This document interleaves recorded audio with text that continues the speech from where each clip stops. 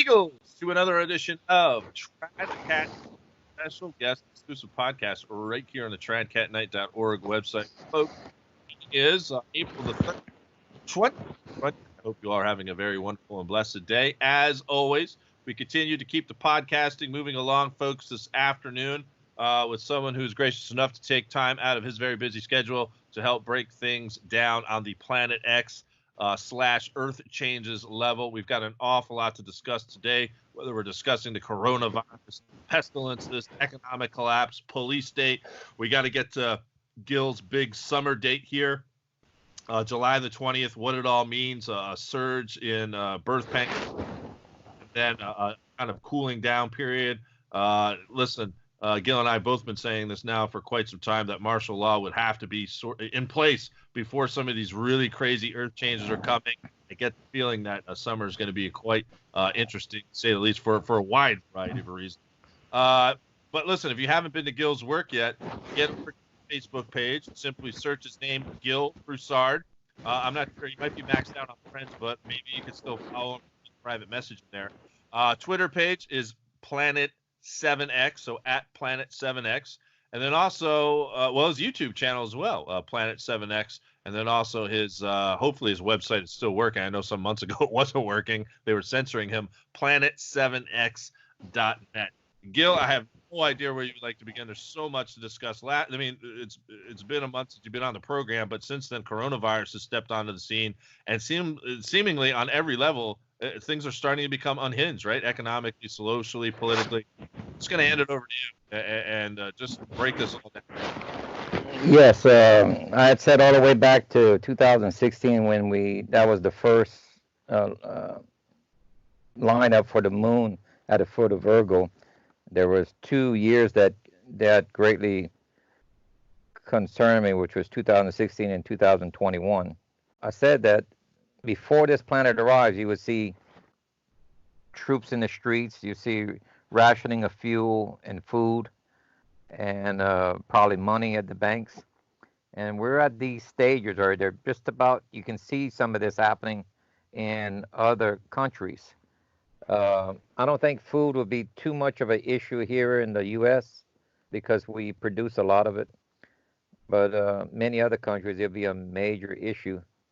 And yeah, things are getting, it looks like CO3 and 4 are have, at least 3 have started, and possibly 4 here. There's an event that the president is talking about, that there's some sort of operation that's going down here for the next 15 days, from the first 15 days of April.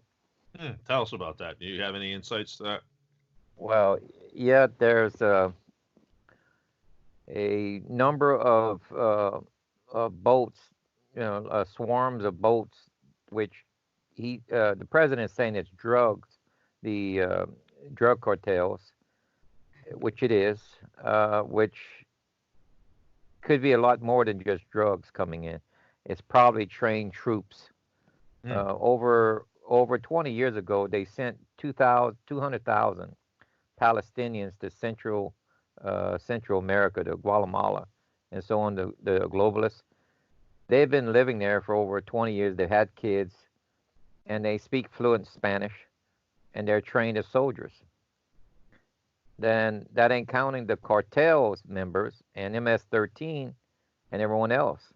And they're trying to land boats here on our shores between the West Coast and the Gulf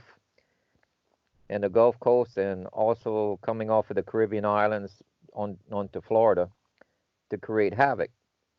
And Trump has the Navy out there, the Navy and the Air Force, and he has the U.S. Army on the shore line ready to take them on. And there may be some terrorist groups within our nation that may be implementing their plan. We don't know, but Trump gave a clear warning to Mr. Iran not to implement their plan. There was some suggestion that it may hit some of our troops overseas, but I think he made it clear as American assets. That can also include here. So No, There's some sort of operation happening. no. Where along the timeline do you see war happening? If it's on your timeline to get us caught up to speed, I know something that caught my eye was a couple of days ago, if not yesterday. Trump tweeting out on his Twitter page, Iran might do something to Iraq. If that happens, we might have to do something to Iran. Could this lead to full scale war, considering Russia and China are on the other side of the fence, so to speak, geopolitically speaking? Talk to us a little bit more on that level, maybe the war aspect and maybe even the civil unrest, which could be happening soon as a result of these lockdowns. People are starting to go stir crazy, as you know, Gil. They don't like to be caged in their homes for too long. Yeah, this is the best, for them to stay home during this time of basically attacks that may happen. Remember that the few terrorists that happened before about suicide bombers they would pick mass gatherings to do their dirty deeds.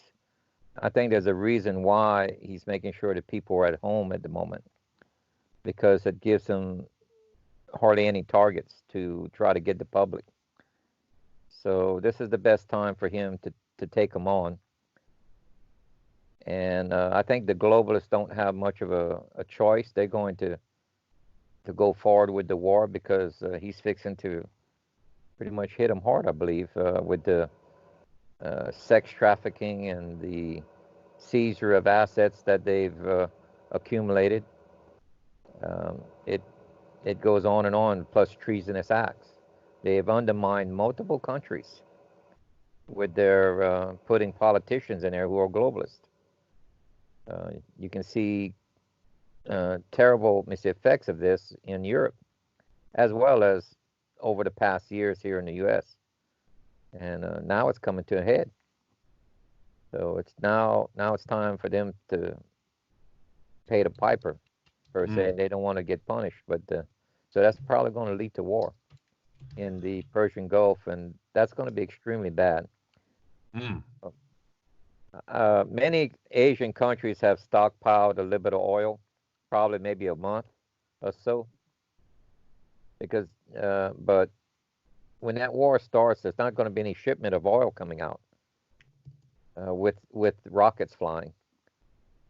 So, and if it goes beyond a month, Asia is in serious trouble. You're looking at,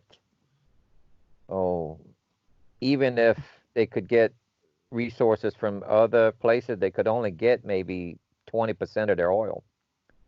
So you're looking at the major cities of Asia, at least in China, probably not Japan. Japan could probably get enough oil from California or through the Panama.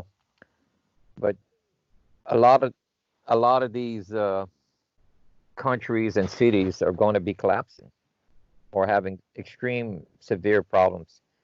Keep in mind that if they can't get fuel, then they can't make fertilizer. Remember, oil is going to jump up to maybe $200, $250 a barrel. So it would be too expensive to make fertilizer.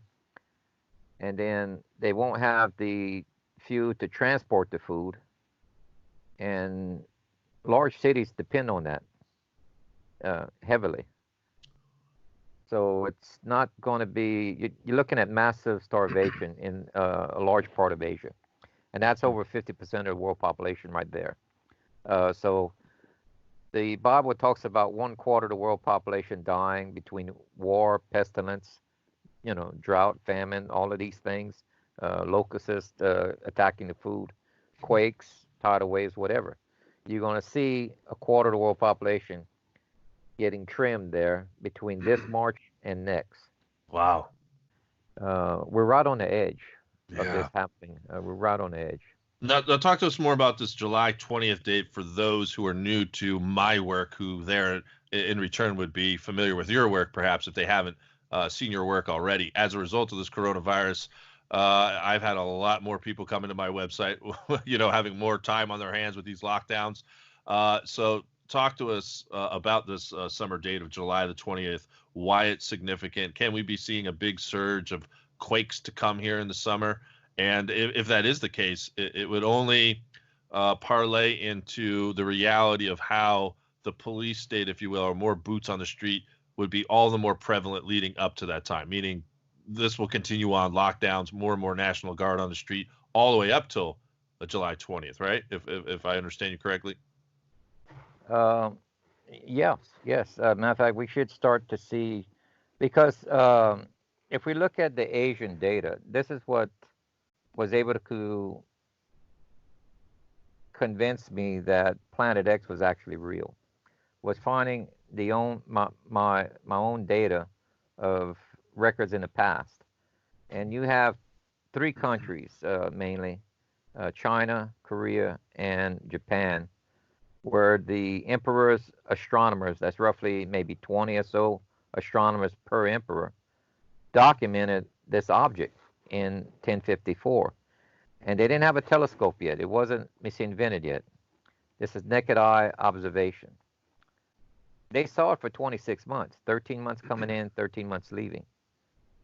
Well, if you know anything about astronomy, the visual perspective tells us, looking at something that far away, it had to be a planet-sized object approaching us for them to see it for that length.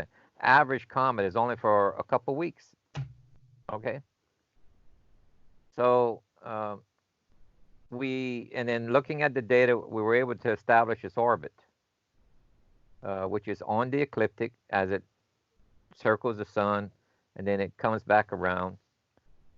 And this is the same model we're using today and over the last years.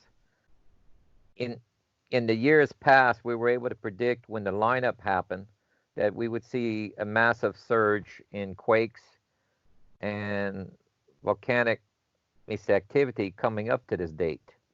And that's exactly what we saw. And then when Earth gets on the backside of the sun, lining up with it, there's a calm period. And that's what we saw last year. So right now we're coming back around to the other half, and that lineup is July 20th, where we should see a major peak, and it's going to run up to that date. You think things are coming, unhinged here at one point, but as soon as it reaches that point within a day or two, then it's going to start dropping off dramatically, calming down again. So anybody that lives in a structure that's not safe definitely shouldn't be in that structure. You know what I've also noticed too. A lot of the National Guard. My home state is from New Jersey. They're on like full martial law lockdown, essentially a soft martial law. No, can't go out after 8 p.m. I've got friends still there.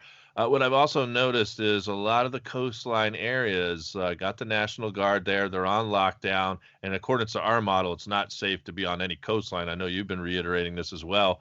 It all parlaying into the bigger picture of these really insane earth changes to come, which I've been warning about, in our traditional Catholic community. It's foretold in the Bible. It's foretold, to Catholic mystic Marie-Julie Jeheni.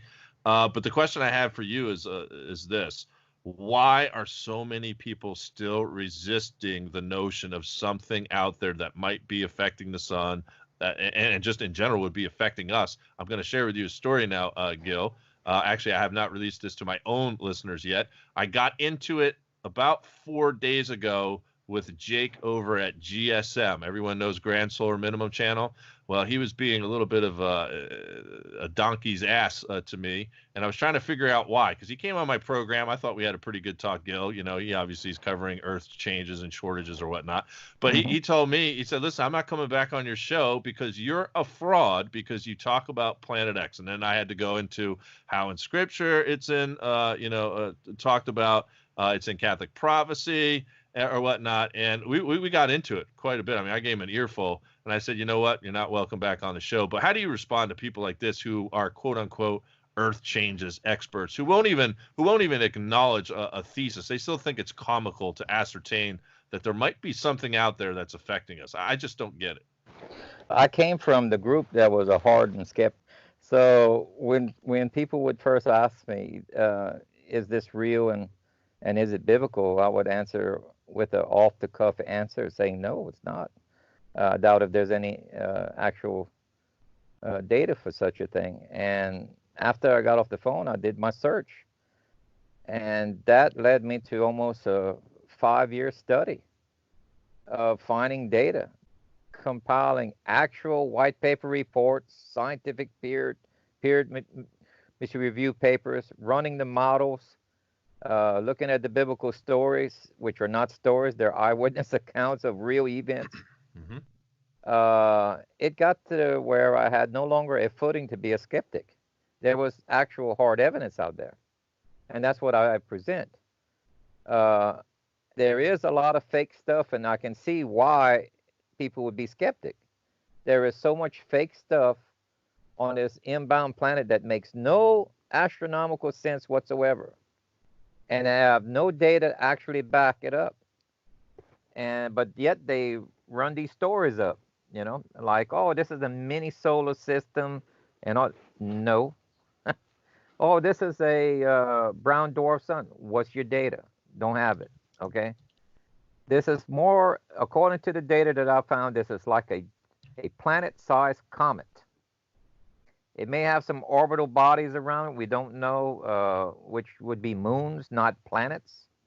Okay, it's not a solar system. It has a tail. The tail is not ice particles like the present astronomy stating a comet is. A comet is, the physicists are more correct, the tail of a comet is plasma. And that changes everything. The universe is a electrical system. It's ruled by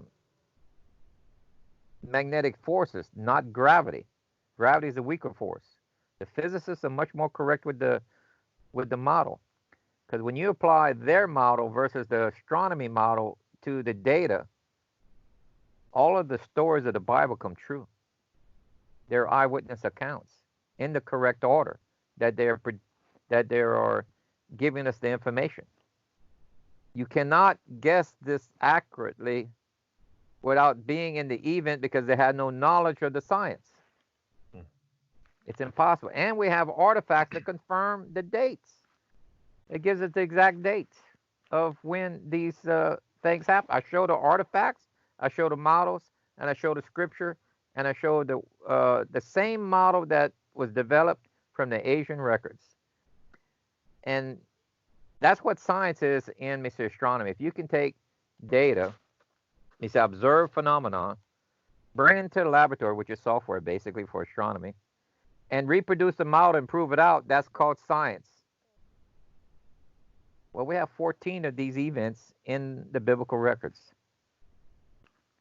That goes along with the artifacts that gives us the date, the star pattern. It's like a Swiss watch. If you look at the stars and where the planets are and the moons and everything, it gives you the exact date up to 2 hours of when the event happened on some of these. On and on and on. Yeah. It took that type of evidence to convince me to move my position from a skeptic to a firm believer that this object is real. Now the question is, when is it arriving? Yeah, that was my next question. When do you? I mean, is it possible we see it for the first time this summer? I know you've been pretty outspoken against claims. I mean, I bring on Marshall Masters every month. He thinks he's seen it already. I know you don't believe that, but I mean, when could we see it with the naked eye? Are we saying this summer? Yeah, Marshall Masters has been seeing it since when? In the year 2000 or more or earlier. No, there is no valid sighting in the public realm. Remember, we have 2 to 3 million amateur astronomers. They would love to use their equipment to take pictures of it, especially to be the first one to see it, and to put it out in the public. That's why they have to control the internet. The internet will have to go down at one given point until they have full control under martial law. Martial law, remember, one of the rules of the martial law, you cannot cause a panic. Otherwise, you're thrown in jail. So that's where the amateur astronomers are caught within the law. Right now, they have freedom of speech. Okay, but once martial law is implemented, no, you cannot cause a panic of any type. So people are on their own to be looking for this, and I've given data. I show them where to look in the sky between Sagittarius and Capricorn on the ecliptic, and the Asians saw it for 13 months. The Bible alludes that we will have a short sighting. We won't have the normal sighting.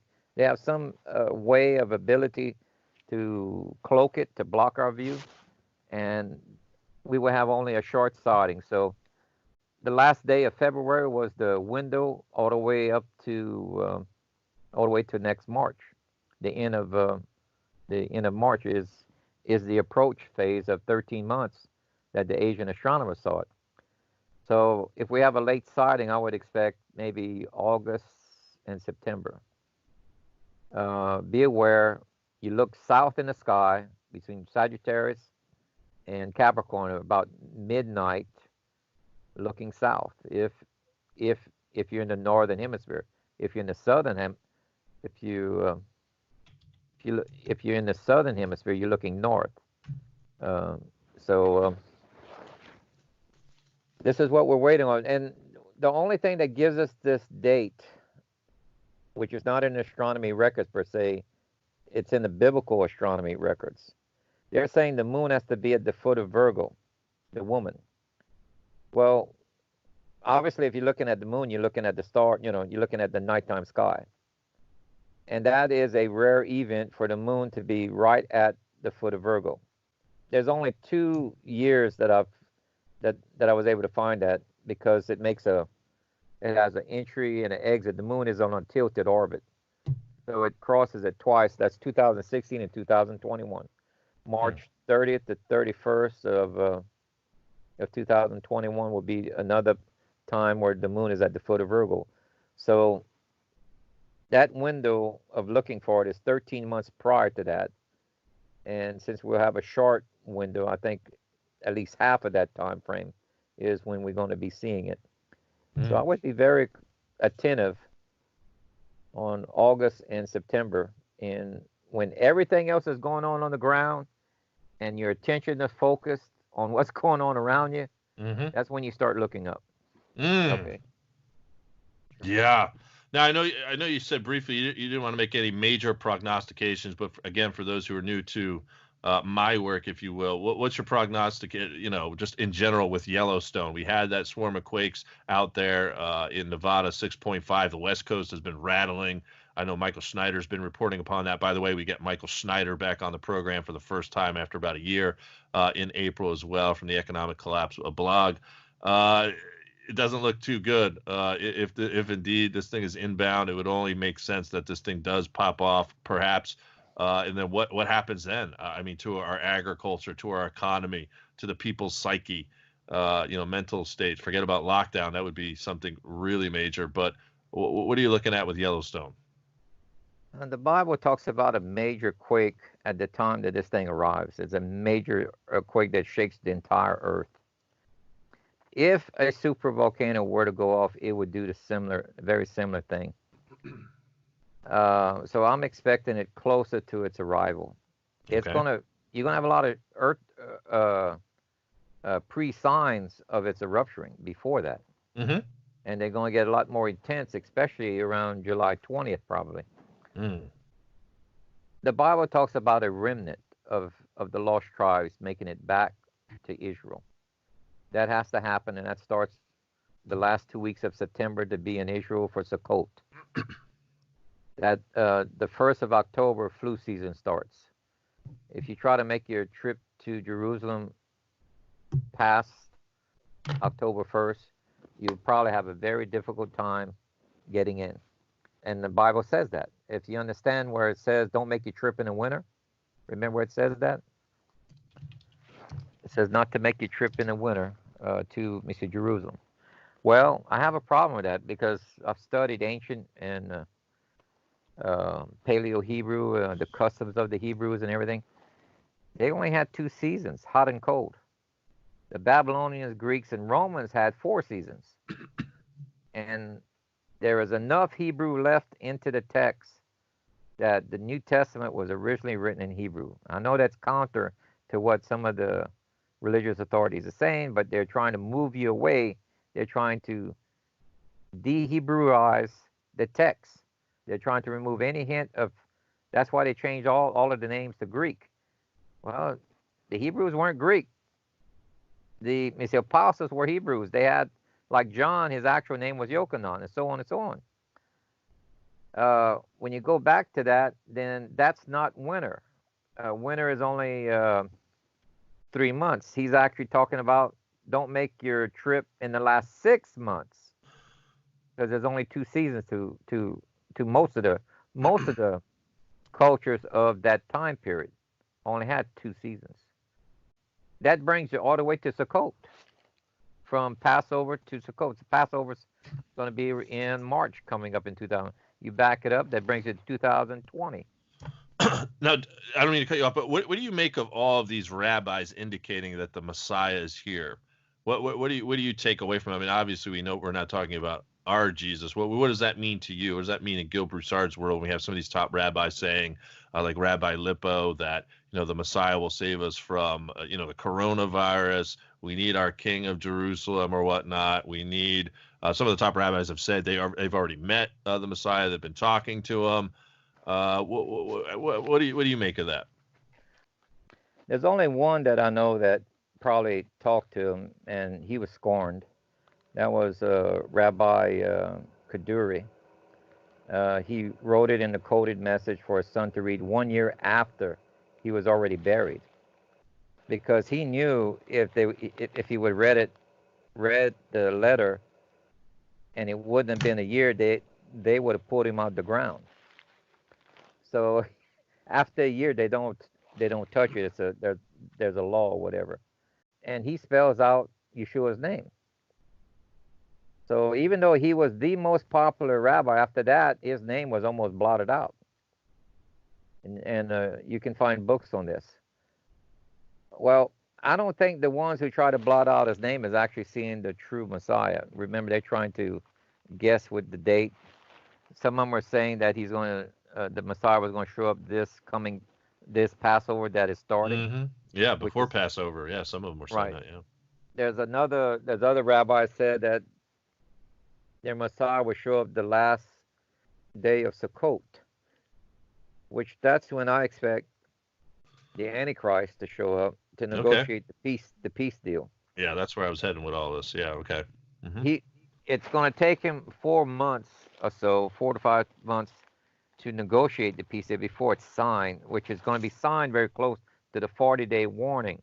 Just like Jonah, the world's going to have a 40-day warning. That's when they're going to tell the world this comet that's rounding the sun, because the data right there, that 40-day mark, is actually where it's at perihelion.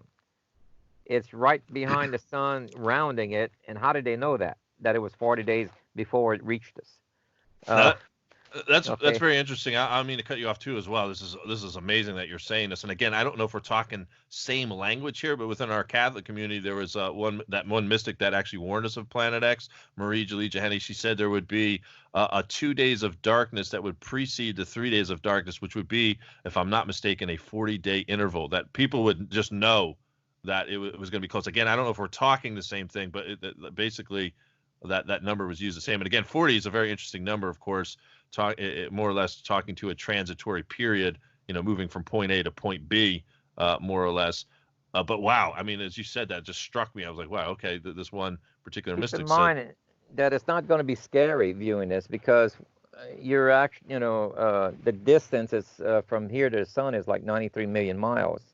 Okay, so it's not going to be scary, not until it gets to the last couple of weeks of its approach. Remember, for it to visually double from our view, it has to cover half that distance. So it has to travel from the sun half of 93 million miles just to double in our view. Now, then after that, it just travels a quarter of the distance and it doubled. Then an eighth. So the last 2 weeks is where it really gets large and scary. And that's when the public will start to panic. Okay, because whenever they hear this, they're not going to be panicking. It's just like a hurricane. People don't panic till the last 3 to 4 days of its approach. Yeah, they don't prepare a week or 2 weeks ahead of time. Only the smarter people do. Yeah, right. Okay. Only the smarter people. All right. But the general public, they always think too late and they think in masses. And that's when the shelves get empty. We saw that just Oh recently. yeah, toilet paper wars. Yeah. Yeah. Well, even other food products, especially in other countries where the virus was hitting harder. Well, the Bible already tells us there's going to be a shortage of food on certain areas. We're going to go through plagues. Plagues is plural. Now, keep in mind of that time period, plagues meant more than just viruses. That's anything that really affects your food production. Locusts. It Yeah. could be locusts. Hmm. It could be disease, a fungus on it could be anything that's destroying your food or that's a negative impact on the people is considered a plague if it's across the board. So you got to go with the context of the words of the time period that the book was written in. Same thing with looking at the Asian records. You have to have a certain knowledge of their language. And like in Asian, a comet was called a fiery dragon. Hmm. Well, guess what? Israel is in Asia. It's in the Asian continent. Where does that say that? It says it in the Bible. Fiery dragon of old. Yeah, it's very interesting to say at least, Gil. So much to consider. Unfortunately, we're just about out of time. Our talks always go so fast here. Again with Gil Broussard. But yes, pestilences, economic collapse, plagues, war, civil unrest, police state being unveiled.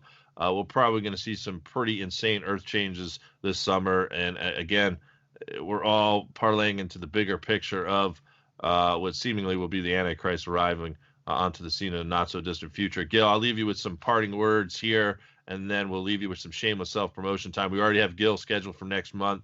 As you know, we try to stay a month ahead in advance, so we're gracious that Gil will be coming back to us. But parting words, Gil, shameless self promotion time, and then we'll close out the show. If I'm correct, that I'm saying, look, I can't give a definite that it's going to show up in more because we have to have visual confirmation for the year, and that's what we're looking for. But by the time that comes around, probably the internet is going to be down. We may not get our next interview. We may or we may not. We're that close to the time. Mm. Your viewers need to be able to download the guidelines that I've given them on where to look, and be attentive when everything is happening around you and your focus is everything around. Start looking up and see if you can see a regular comet. It's going to look like a comet. It's not going to be. It has to be on the ecliptic, and it has to be in between Sagittarius and Capricorn for 2 or 3 months there. It has to be in that area Mm. before it comes out, and it's going to do a retrograde motion. It's going to go backwards and everything. So that tells you that you need to be in Jerusalem for Sukkot, which is October 1st, because that's one of the safest places to be. The pivot point of Earth's tilt is around that region. That means it has the least effects. And that's also the Messiah comes mid of night in Jerusalem.